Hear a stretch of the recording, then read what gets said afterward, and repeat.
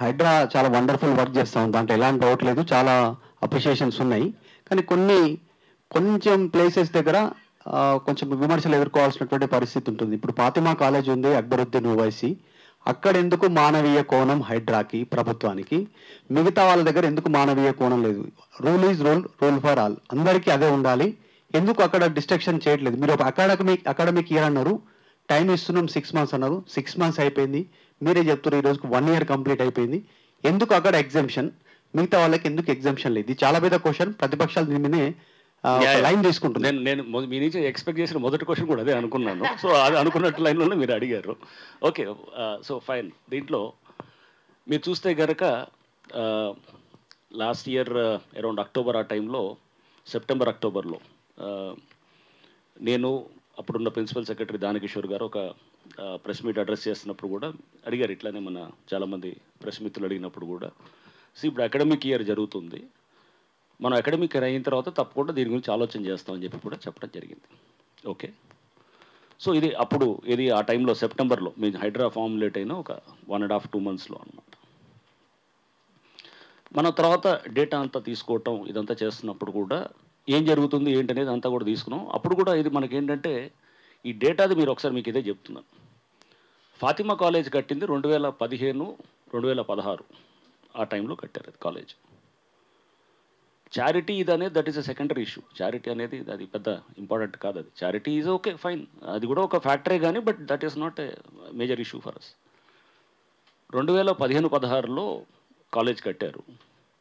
2016 ఎండింగ్లో December 16 preliminary notification, అంటే college కట్టిన తర్వాత అదేదైతే సెల్కమ్ చెరువు అన్న తర్వాత అక్కడ ప్రిలిమినరీ నోటిఫికేషన్ ఆ తర్వాత ఒక ఆల్మోస్ట్ 1 year తర్వాత అయిందనమాట. దాని చెరువు హద్దులు డిసైడ్ చేస్తూ అప్పుడు ప్రిలిమినరీ నోటిఫికేషన్ అయింది. ఈ లోపల ఈ కాలేజ్తో పాటు పక్కన ఒక బస్తీ అంతా కూడా వచ్చింది. అది MM కాలనీ ఏదో అంటారు దాన్ని కూడా, బస్తీ కాలనీ అంతా కూడా వచ్చింది. చాలా ఇల్లులు కూడా వచ్చాయి అక్కడ అంతా కూడా. సో అంటే ఇదంతా కూడా దీంతో పాటు అక్కడ ఆ ప్రిలిమినరీ నోటిఫికేషన్ ఏదైతే చూపిస్తుందో దాంట్లో ఇది ఉందన్నమాట. ఫైనల్ నోటిఫికేషన్ కాలేదు. పోనీ ఇది ఒక దగ్గరికి ఆగారా? ఫాతిమా కాలేజ్ ఒకదానికి ఏమైనా హెల్ప్ చేద్దామని చెప్పి అనుకుని ఏమైనా ఆపారని అనే డౌట్ నెక్స్ట్ మీరు ఆటోమేటిక్గా అడగవచ్చు. 80% చెరువులకు అసలు ప్రిలిమినరీ నోటిఫికేషన్ అయింది. ఇందాక నేను అదే చెప్తున్నాను కదా, ఫైనల్ నోటిఫికేషన్ కాలేదు. ఫైనల్ నోటిఫికేషన్ అయింది హార్డ్లీ అరౌండ్ 135-140 లేక్స్కి అనమాట. ఉన్న చెరువులు చూస్తే కనుక మోర్ దెన్ 900 పైనే ఉన్నాయన్నమాట. సో అంటే మ్యాక్సిమం చెరువులకు ఓన్లీ ఫైనల్ నోటిఫికేషన్ కొన్నిటికి అయినాయి, బట్ మ్యాక్సిమం వాటికి ఇది అవ్వలేదు. దీన్ని చేయటానికే ఇప్పుడు నేను హైడ్రా కమిషన్ అయిన తర్వాత ఒక్క చెరువు కూడా ఫైనల్ నోటిఫికేషన్ ఇవ్వలేదు.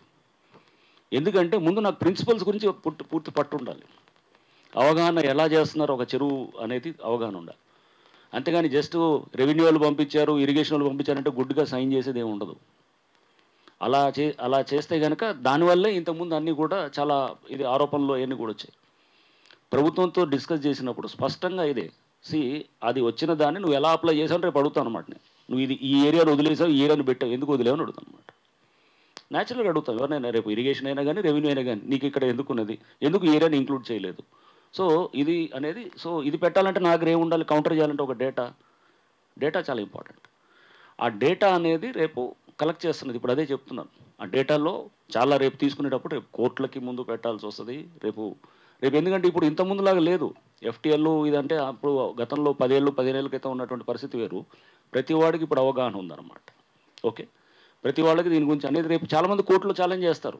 ఛాలెంజ్ చేసినప్పుడు దానికి కూడా మేము with scientifically validated, scientifically proven, technically validated, రేపు ఎక్కడైనా కానీ కూడా yes this is a perfect system ఇది చేశారనేది ప్రాసెస్ కూడా పోతాం. న్యాచురల్గా అబ్జెక్షన్స్ తీసుకొచ్చి దానికి చేస్తూ ఆ ప్రాసెస్ తోటే జరుగుతుంది అనమాట.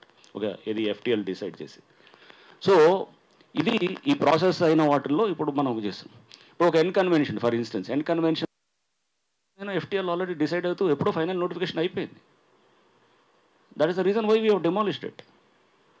సో అప్పుడు ఫైనల్ నోటిఫికేషన్ అయింది ఇప్పుడు 2014లో అయిపోయింది, 2014-2015 ఆ టైంలోనే అయిపోయింది. సో అంటే ఫైనల్ నోటిఫికేషన్ అయిన తర్వాత చెరువు అనేదానికి ఒక డిసైడ్ అయింది. ఎక్కడైతే కనుక ఎక్కడన్నా సీరియస్ అబ్జెక్షన్స్ ఉంటే కనుక దాన్ని రేపు పరిశీలించినప్పుడు ఎక్కడన్నా సీరియస్ అబ్జెక్షన్స్ వస్తే that is a different thing. But serious objections final notification అయిన తర్వాత that is subject is close. ఇప్పుడు 10 ఏళ్ల క్రితం క్లోజ్ అయిన సబ్జెక్టులు అవన్నీ. సో అందుకని ప్రిలిమినరీ నోటిఫికేషన్ అయిన దాని మీద మేము ఇప్పుడు వీఆర్ వర్కింగ్ ఆన్ దట్. అది అంతే తప్ప కానీ చారిటీ అనేది okay, that is one angle, డెఫినెట్గా ఉండొచ్చేమో కానీ, బట్ ఫైనల్గా ఈ అన్నిటికీ చట్టాలు ఉంటాయి. ఒక ఇరిగేషన్ చట్టంలో ఉంటుంది, లేకపోతే ఒక సుప్రీంకోర్టు ఇచ్చిన జడ్జిమెంట్స్ ఉన్నాయి. ఎన్నిటికీ దీనికి అప్లై అవుతాయి తప్ప కానీ ప్రత్యేకంగా ఫాతిమా కాలేజ్కో లేకపోతే ఇంకేదో మల్లారెడ్డి కాలేజ్కో లేకపోతే పల్లారాజ రెడ్డి గారి కాలేజ్కో వేరే చట్టాలు ఏమి అప్లై కావు. ఇదే ఉంటాయి అన్నిటికీ. So this is what I would like to clarify to everybody. So this is the background. So చేస్తున్న క్రమంలో మేము ఇంకా దీని మీద పట్టు తెచ్చుకోవడానికి ట్రై చేస్తున్నాం, ఈ ప్రిన్సిపల్స్ మీద. తెచ్చినప్పుడు రేపు దీన్ని ఛాలెంజ్ చేసినా కానీ కోర్టులో రేపు నిలబడాలి అనేటట్టు చేస్తున్నాం. సార్, నా పేరు యూసుఫ్ బాబు, ప్రజాపూరు దినపత్రిక. ఇప్పుడు అది ప్రశ్న అనుకోండి, సూచన కూడా అనుకోండి. ఈ మధ్యకాలంలో అంటే హైడ్రా స్టార్ట్ అయిన తర్వాత ఒక వర్గం ప్రజలకు అన్యాయం చేస్తూ ఒక వర్గం ప్రజలకు మద్దతు ఇస్తుంది హైడ్రా అనే విధంగా ఒక రాజకీయ పార్టీ అనుకోండి లేదా వాళ్ళ సానుభూతి పనులు అనుకోండి ప్రచారం జరుగుతుంది. ఎందుకంటే మీరు మొట్టమొదటిగా చేసినప్పుడే ఒక మజ్లిస్ పార్టీ ఎమ్మెల్యే వాళ్ళకి సంబంధించి చేశారు. రెండోది మీ బతుకమ్మ కుంట ఉంది. ఇది ఆ బతుకమ్మ కుంట ఇచ్చింది ఆజం ఖాన్ ఆయన బతుకమ్మ ఆడుకోవడం కోసమే ఇచ్చింది అది.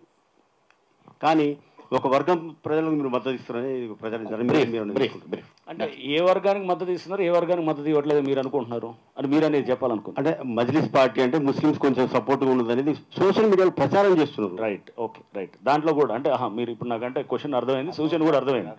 సో అంటే ముసుగులో గుద్దులాట ఉండకూడదు, స్ట్రైట్గా ఉండాలి, క్లియర్గా ఉండాలి. నేను కూడా అదే ఉండాలన్నమాట. అదే నేనేది.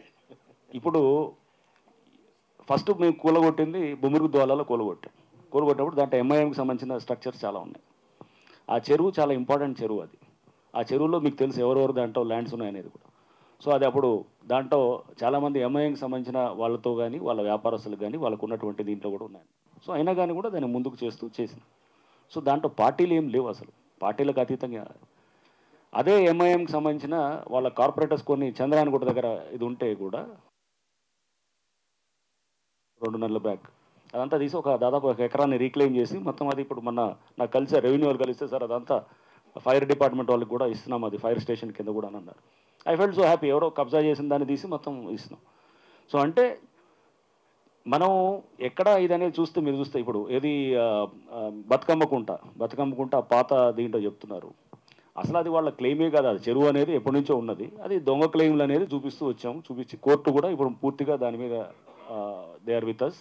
కోర్టులో కూడా చాలా నడిచింది. ఏది సివిల్ కోర్టులో అయితే సిటీ సివిల్ కోర్టులో 1 నెల రోజుల పాటు పూర్తిగా వాదోపవాదాలు జరిగి కూడా క్లియర్గా మాకు ఫేవరబుల్గా ఆర్డర్ ఇచ్చారనమాట, ఆ చెరువు కాదు అనేది. సో అంటే బేసికల్గా ఇవన్నీ ఉన్నాయి. సో అంటే జస్ట్ మీరు అనేది అంటే సోషల్ మీడియాలో ఒక వర్గాన్ని అంటే ఎంఐఎంకి సపోర్ట్ చేస్తున్నామన్నా మీరు అనేది రైట్. ఎందుకంటే జస్ట్ బికాజ్ ఒక ఫాతిమా కాలేజ్ దాన్ని చూపిస్తూ మాట్లాడుతుండొచ్చేమో కానీ, బట్ ఇవన్నీ ఉన్నాయి కదా. బొమ్మిరుగు ద్వాల అంతకన్నా పెద్దది. అండ్ ఏది చంద్రయానగుట్టలో కూలగొట్టినవి ఉన్నాయి. అందుకోసమే ఎవరో ఒకళ్ళు చెప్పారనే దానికి చేయాల్సిన అవసరం లేదు. హైడ్రా రాజకీయాలకు అతీతంగా పనిచేస్తుంది. జస్ట్ ఎవరినో టార్గెట్ చేసి ఈ పార్టీని చేయాలి, ఈ పార్టీకి మనం చేయకూడదు అనేది ఏమి ఉండదు. సో మీరు చూస్తే కనుక ఎక్కడ అట్లా పొలిటికల్గా అనేది లేదు. ఫస్ట్లో చాలా పెట్టారు అపవాదులు, ఫస్ట్లో వచ్చాయి, ఫస్ట్ 2-3 months. బట్ ఇప్పుడు ఎవరు మాట్లాడలేదు, వీళ్ళని చేస్తున్నారు వాళ్ళని చేస్తున్నారు. ఎందుకంటే నేను అదే చెప్పాను, టైం తోటి అందరికీ అర్థమవుతాయి, చేసే వర్కింగ్ బట్టే అర్థమవుతుంది, చేసే దాన్ని బట్టే జరుగుతుంది. రేపు అందుకోసం హైడ్రా అనేది ఒక ఇంపార్షియల్గా ఒక ప్రొఫెషనల్గా ఉండే సంస్థ, ఎప్పటికీ కూడా ఇది ఉంటుంది ఈ సంస్థ అనేది కూడా నేను చాలా కాన్ఫిడెంట్గా చెప్పగలుగుతాను. ఇదంతేగాని ఏదో పొలిటికల్గా ఏదో వెండెట్టానో లేకపోతే విండిక్టివ్ అనేది జరిగేటటువంటిది కాదు. సో ఇది మీరు మీ వర్కింగ్ బట్టి అర్థం కావాలి ఇప్పటికీ. బట్ జనాలు ఎవరి అజెండా వాళ్ళు ఉంటుంది, ఎవరు మాట్లాడే పద్ధతిలో వాళ్ళ ఫిలాసఫీ లైన్స్ వాళ్ళే ఉంటాయి. దాన్ని నేను కాదని, ఇప్పుడు డెమోక్రసీలో ఎవరు వాళ్ళు ఎలా అయినా మాట్లాడుతుండొచ్చు.